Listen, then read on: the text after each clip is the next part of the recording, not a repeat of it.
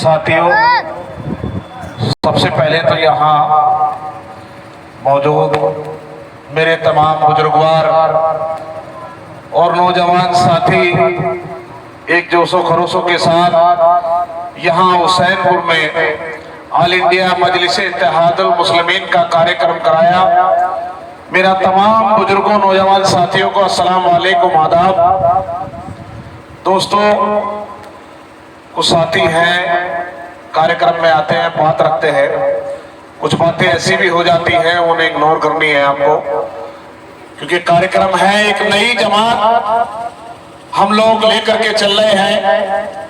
एक नई ताकत को जन्म सहारनपुर जिले के अंदर हम लोग दे रहे हैं मेरे साथियों, उसको आपको सबको समझ के चलना है। यहाँ स्टेज पर मौजूद मेरे बड़े भाई वार्ड नंबर 47 के प्रत्याशी, जिला पंचायत प्रत्याशी रफत खान साहब, वार्ड नंबर 2 से जिला पंचायत प्रत्याशी मोहम्मद वसीम साहब जो पार्टी के जिला महासचिव भी हैं, वार्ड नंबर 5 से प्रत्याशी हमारे मुस्तफीज कासिमी साहब भी यहाँ मौजूद स्टेज पर है। और यहाँ रामपुर विधानसभा के हमारे विधानसभा अध्यक्ष एकाम गौर साहब भी स्टेज पर मौजूद है। मास्टर राशिद खान साहब खेड़ा अफगान से जिला महासचिव वो भी मौजूद है। कारी समीम साहब और हमारे कारी अनीस साहब ने काफी मेहनत करी वो भी है। सलमान गुज्जर और कारी मुस्तकीम साहब जिला सचिव जो साना बसाना साथ चलते हैं वो भी स्टेज पर मौजूद है। और तमाम हमारे साथी हैं यहाँ मोहम्मद जावेद भाई, चौधरी सद्दाम, चौधरी हुसैन, चौधरी कलीम, चौधरी नहीम भाई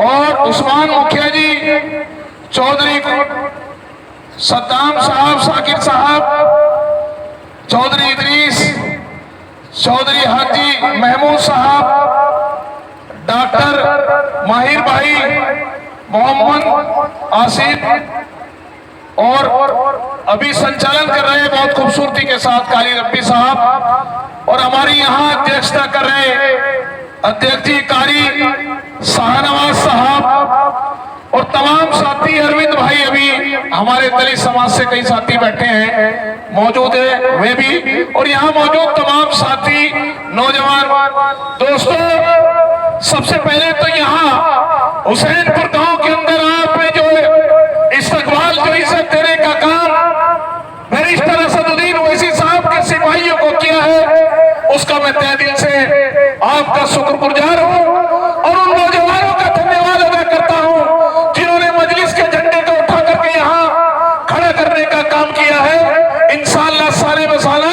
मजलिस की पूरी टीम उनके साथ खड़ी है, घबराने की जरूरत नहीं है मेरे साथियों। दोस्तों, आज जिस तरीके की राजनीति चल रही है आप सब लोग भली भांति जानते हो, क्योंकि आज तक 70 साल से खास तौर से मुस्लिम कौम को इन तमाम पार्टियों ने इस्तेमाल करने का काम किया है। इन्हें वोट तो चाहिए, तमाम पार्टियां जिसको भी आपने वोट दिया उसे की सरकार बनवा दी। समाजवादी पार्टी को छक्के वोट दिया तो उसकी सरकार आपने बनवाई, बसपा को आपने वोट दिया उसकी सरकार आपने बनवाई, कांग्रेस को वोट दिया उसकी सरकार आपने बनवाई, और तो खास तौर से मुस्लिम समाज के लोगों को कहूंगा वो भारतीय जनता पार्टी के में भी है। लेकिन साथियों, आपको बहुत समझने की जरूरत है। अब आपके बीच में आपका अपना नेता बैरिस्टर असदुद्दीन ओवैसी साहब खड़े हैं। वो बैरिस्टर असदुद्दीन ओवैसी जो पार्लियामेंट के अंदर आपकी अपनी आवाज को बुलंद करने का काम कर रहे हैं, जिन्हें खास तौर से सहारनपुर जिले के अंदर से हमने आज तक वोट भी नहीं दिया, वो फिर भी पार्लियामेंट के अंदर पूरे हिंदुस्तान के मुसलमान और दलितों की आवाज उनके हक अधिकारों के लिए लड़ाई लड़ने का काम बैरिस्टर असदुद्दीन ओवैसी साहब आपके अपने नेता कर रहे हैं मेरे साथियों। इसमें आपने देखा CRRC का मुद्दा आया, सबसे पहले पार्लियामेंट के अंदर उस काले कानून बिल को फाड़ने का काम आपके नेता बैरिस्टर असदुद्दीन ओवैसी साहब ने किया है मेरे साथियों। चाहे वो 3 तलाक का मामला हो, चाहे बुरखे का मामला हो, जो भी लड़ाई लड़ने की बात हो, पार्लियामेंट के अंदर आपके अपने नेता लड़ने का काम कर रहे हैं। हमारे बीच में एक नेता हुआ करते थे जिनका आज हम दिल से सलाम और अदब भी करते हैं, जो हुआ करते थे बाबा साहब भीमराव अम्बेडकर। उन्हीं बाबा साहब भीमराव अम्बेडकर के बताए हुए संविधान को लेकर चलने का काम हमारी पार्टी मजलिस कर रही है, और उसी संविधान को बचाने के लिए हमारे नेता बैरिस्टर असदुद्दीन अकेले ऐसे हैं जो उनकी लड़ाई लड़ने का काम कर रहे हैं। तो साथियों, हमें उस संविधान की रक्षा करते हुए तमाम दलित और मुसलमान सब भाइयों को इकट्ठा करके मजलिस का झंडा उठा करके बैरिस्टर असदुद्दीन ओवैसी साहब के हाथों को मजबूत करना है मेरे साथियों। हम लोगों को एक साथ जुड़ के चलने का काम करना है। आपने देखा कि आज तक तमाम पार्टियों ने हमें वोट बैंक के तौर पर इस्तेमाल करने का काम किया। जो भी आपके बीच में आया, आपने उसे वोट देकर के नेता बना करके, विधायक बना करके भेजने का काम किया। जिस तरीके से यहाँ पार्लियामेंट का चुनाव हुआ, पार्लियामेंट के चुनाव के अंदर आपने एमपी बनाया, तमाम लोगों ने वोट दिया और पार्लियामेंट के अंदर भेजने का काम किया। लेकिन पार्लियामेंट में एमपी तो आपने भेज दिया, लेकिन आपने देखा कि जब सीएनआरसी के मुद्दे पे बात करने की बात आई तो उनके ऊपर बैठे नेता ने उनके मुंह पर टेप लगवा दी और वो बोल नहीं पाए मेरे साथियों। क्या ऐसे नेता बना करके पार्लियामेंट में भेजने का काम करोगे? अरे वो नेता जिसे हमने अभी तक वोट भी नहीं दिया, उसने हक और अधिकारों की लड़ाई के लिए सीएनआरसी का विरोध खुल के पार्लियामेंट में करके उस काले कानून के बिल को आपके लिए फाड़ने का काम किया, जिसका नाम बैरिस्टर असदुद्दीन ओवैसी है मेरे साथियों। आपके लिए किया है। तो हमें मेरे साथियों, यहाँ पर खास तौर से मैं अपने सहारनपुर जिले की बात कर रहा हूँ। बहुत तेजी के साथ लोग जुड़ रहे हैं, मुस्लिम समाज और दलित समाज, क्योंकि मैं गांव-गांव जा रहा हूँ। लोग बुला रहे हैं एक मोहब्बत, प्यार, जज्बा। जिस तरीके से आप लोगों ने आज यहाँ दिया, इसी तरीके से तमाम लोग बड़े प्यार से बुला करके शामिल होने का काम कर रहे हैं, क्योंकि हम मुसलमान समाज के दिमाग में भी एक चीज बैठ गई है कि जिस तरीके से तमाम लोग इकट्ठा हो सकते हैं, हमें भी अपने झंडे के नीचे इकट्ठा होना है, हमें भी अपनी ताकत बनानी है और दूसरे लोगों को साथ लेकर के उनके हक और अधिकारों की लड़ाई लड़ने का काम करना है मेरे साथियों। जिस तरीके से आपने देखा कि दलित भाई इकट्ठे हुए और उत्तर प्रदेश के अंदर कई बार उनकी सरकार बनी मेरे साथियों। हमें सीख लेनी है उन दलित भाइयों से, हमें इकट्ठा होना है, उन पार्टियों को छोड़ना है जिन पार्टियों का झंडा उठा करके हम नारे लगाते फिरते हैं। अरे अपनी पार्टी का झंडा उठाना है और अपना नारा लगाने का काम करना है। आपने देखा कि यहाँ जितनी बार समाजवादी पार्टी की सरकार बनी, वो आप लोगों की अपनी देन है। आपकी वजह से समाजवादी पार्टी की सरकार बनी। और अभी उपचुनाव है, उपचुनाव में क्या हुआ आपने देखा कि उपचुनाव के अंदर यादव समाज बीजेपी को वोट देता है और मुसलमान से उम्मीद करता है कि हमें वोट समाजवादी पार्टी को दे। अब ऐसा नहीं चलेगा, ये समाज सब जान चुका है, ये नौजवान युवा सब समझ चुके हैं। अब मोबाइल इंटरनेट का जमाना है, नौजवान सब देख रहे हैं कि मोबाइलों पे सबको पता है कौन हमारे हक और अधिकारों की लड़ाई लड़ रहा है, कौन हमारे हक और अधिकार के लिए बोल रहा है। अब लोग सब समझ चुके हैं मेरे साथियों। तो इसलिए कि आपको उन पार्टियों को ध्यान में रखते हुए यही वोट जो दूसरी पार्टियों के लिए आप मेहनत करते हो, झंडा उठाते हो, यही झंडा और मेहनत अपने लिए, अपने इस हरे झंडे के लिए करो। अपने उस बैरिस्टर असदुद्दीन ओवैसी को मजबूत करो जो माशाल्लाह आपके लिए मजबूती के साथ लड़ाई लड़ने की बात करता है। अरे उस ओवैसी साहब के लिए काम करने के लिए मैं आपको बोल रहा हूँ, जो नबी करीम सल्लल्लाहु अलैहि वसल्लम के जूते के निशान को सिर पे रखकर पार्लियामेंट में बोलने की, उतारने की बात करता है, उसके लिए कह रहा हूं मैं आपको मेरे साथी, उसके लिए आपको मजबूत होना है। क्योंकि बैरिस्टर असदुद्दीन ओवैसी साहब माशाल्लाह दीन के साथ साथ दुनियावी मामलों में बहुत मजबूत हैं, बैरिस्टर है, पढ़े लिखे हैं। तमाम समाज को हमें साथ लेकर के जुड़ के चलना है। क्योंकि हम आज तक दूसरों के साथ जुड़े और चले, लेकिन अब हमें उन लोगों को अपने साथ जोड़ना है और उन्हें बताना भी है।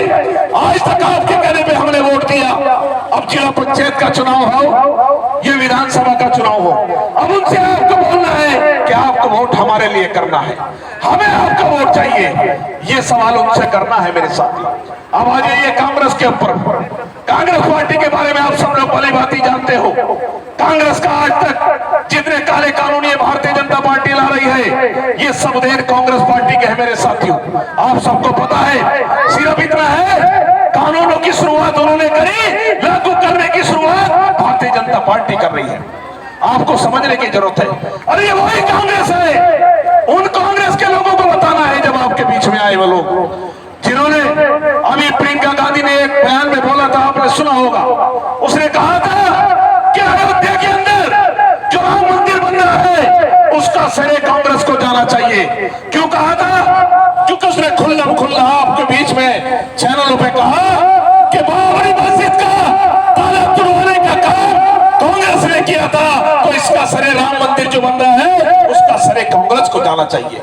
अरे ऐसी कांग्रेस को वोट दोगे आप, जिन्होंने दंगे कराए, जिन्होंने मस्जिदों के ताले तोड़वाए, उन्हें ध्यान में रखना है। उनके नेता आपके बीच में आएंगे, उन्हें कह दीजिए कि इस पार्टी को दामन छोड़ करके दूसरी पार्टी का मजलिस के साथ आओ, हम आपको वोट देंगे, लेकिन इस पार्टी को वोट देंगे। ये आपको कहना होगा मेरे साथियों, कि उन्हें बताना है। इसी तरीके से समाजवादी पार्टी के अंदर आपने देखा कि आजम खान साहब एक मजबूत क़यादत मुसलमानों की कर रहे थे समाजवादी पार्टी के अंदर, लेकिन उनका पूरा परिवार जेल के अंदर बंद रहा। अब आपने देखा कि बैरिस्टर असदुद्दीन ओवैसी साहब से जब रहा ना गया, पूरी इंतजार करी कि समाजवादी पार्टी के उस परिवार, उस मुस्लिम लीडर की आवाज बनेगी समाजवादी पार्टी।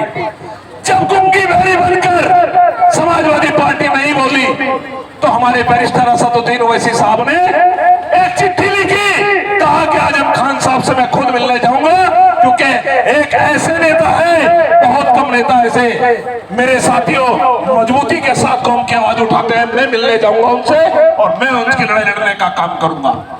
तो तभी समाजवादी पार्टी के मुखिया अखिलेश यादव तुरंत आजम खान साहब के घर पहुंच गए। अरे और तो और उनके साथ साथ कांग्रेस के इमरान प्रतापगढ़ी भी वहां पहुंच गए। क्यों पहुंच गए? उन्हें पता लग गया कि कहीं आजम खान साहब बैरिस्टर असदुद्दीन ओवैसी साहब के साथ न जुड़ जाए, कहीं उत्तर प्रदेश के अंदर जो मुसलमान समाजवादी पार्टी के साथ है, कहीं वो इधर से हटकर बैरिस्टर असदुद्दीन ओवैसी साहब के साथ न लग जाए। ये खौफ सता गया अखिलेश यादव को, इसी आपके खौफ की वजह से आजम खान साहब के घर मिलने चले गए।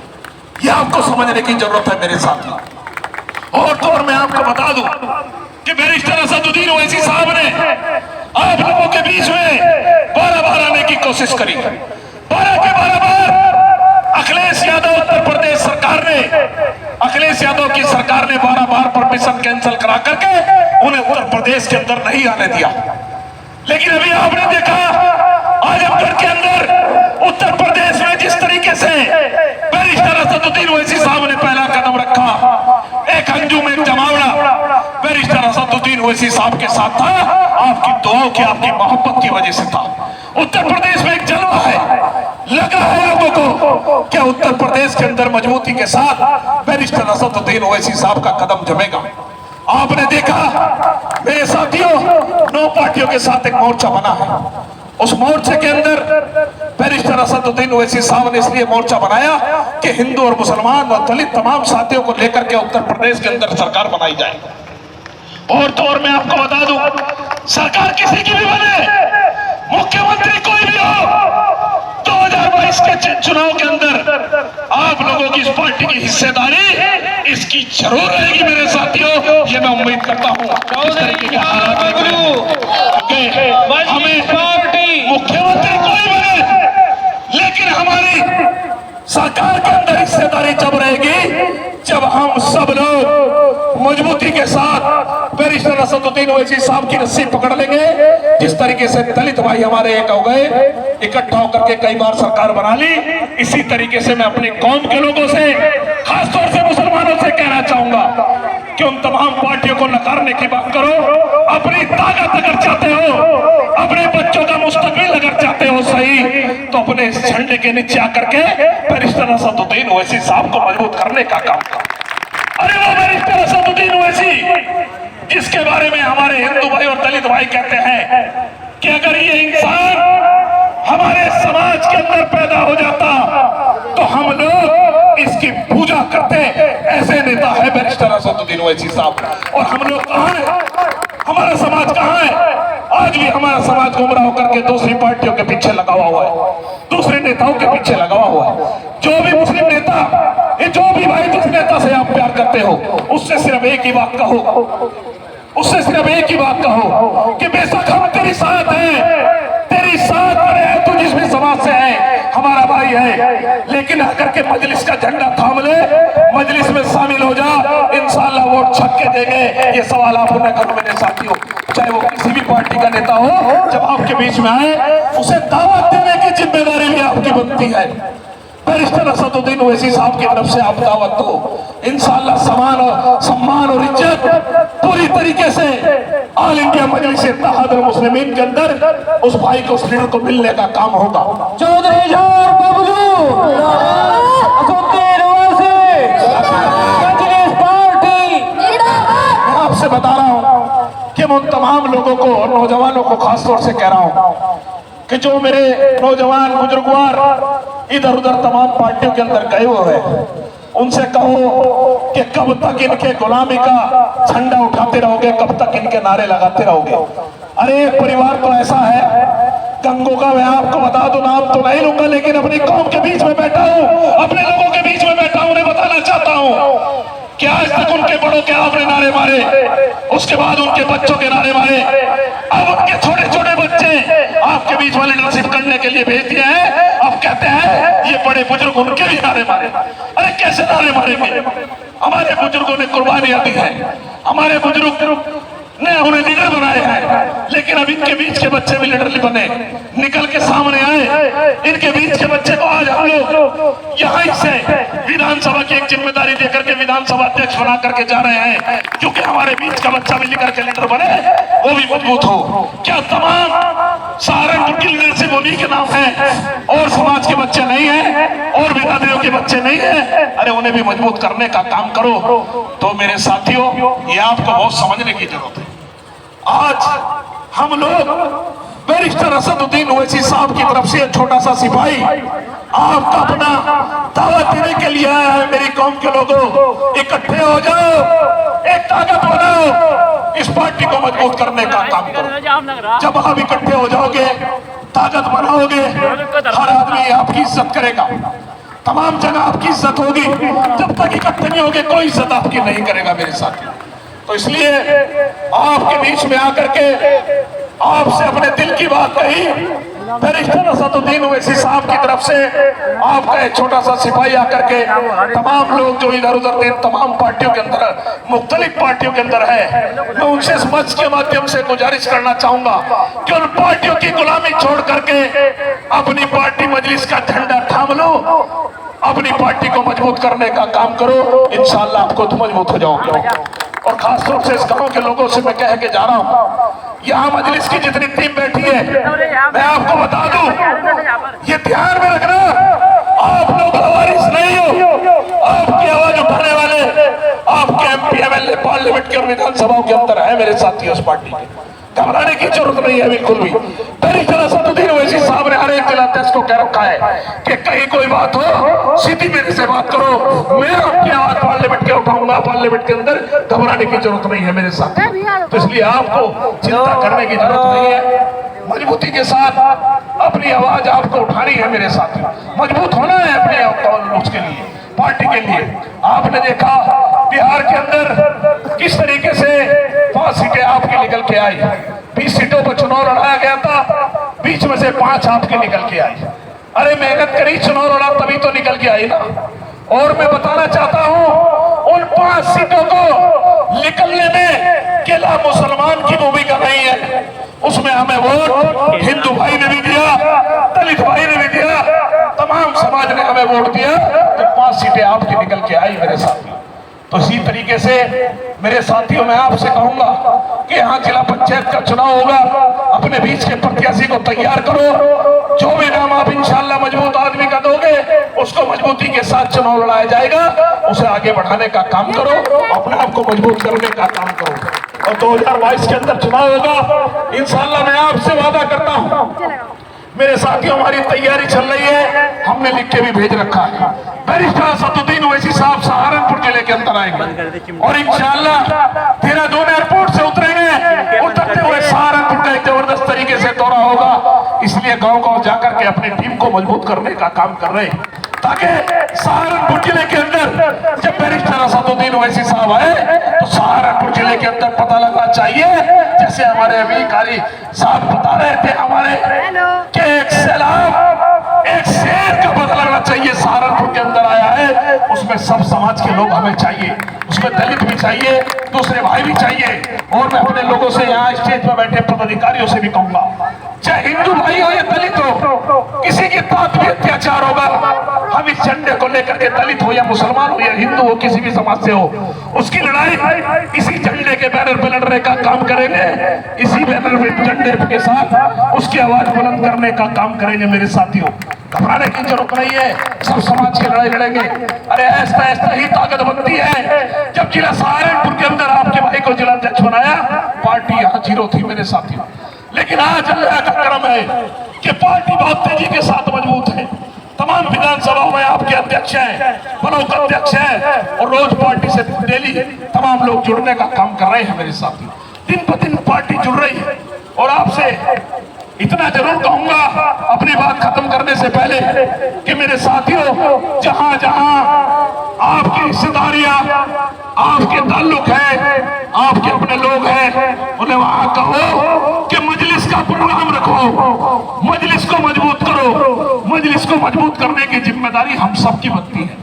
जहां मुझे आवाज दोगे, जहां बुलाओगे, जिस गांव में बुलाओगे, आपका एक छोटा सा सिपाही आपके बीच में खड़ा होकर के इंशाल्लाह वहां पहुंचने का काम करेगा। मेरे साथियों, आपके बीच में रहेगा मेरे साथियों। लेकिन आपको तमाम साथियों को मजबूती के साथ मजबूत इसे हमारे साथ खड़ा होना पड़ेगा। और ये जरूर मजबूती करनी है, कहीं किसी भाई के साथ अत्याचार होगा, जब जब आपका भाई आवाज दे, ट्रैक्टर ट्रालियों के साथ भर के खड़े हो जाना मेरे साथियों। इंशाल्लाह आपका कोई काम नहीं रुकेगा। इतनी मजबूती से लेकर के हम लोग चल रहे हैं मेरे साथ। तो इंशाल्लाह आप लोगों ने जो सम्मान इज्जत देने का काम किया, उसका एक बार फिर मैं आपका तहे दिल से शुक्रिया अदा करता हूं। मजलिस की तरफ से, ऑल इंडिया मजलिस इत्तेहाद मुस्लिमीन की तरफ से शुक्रिया अदा करता हूं। मेरे साथियों, आपने इज्जत अफजाई दी, इन नौजवानों का जोशो खरोश देखते हुए इनको दिल से धन्यवाद अदा करता हूं, क्योंकि ये भी एक गुर्दे का काम है। मजलिस का कार्यक्रम रखना बहुत बड़ी बात है मेरे साथियों। तो इन नौजवानों ने किया, ये मुबारकबाद के मुस्तहिक है नौजवान मेरे साथी। अब मैं यहाँ उस साथी है हमारे जिन्हें एक जिम्मेदारी हमें देनी है, यहाँ के नौजवानों को जिन्होंने एक कार्यक्रम रखा और पार्टी में बढ़ चढ़ कर काम कर रहे हैं। कुछ नाम है जिन्हें बोल के बता दूं।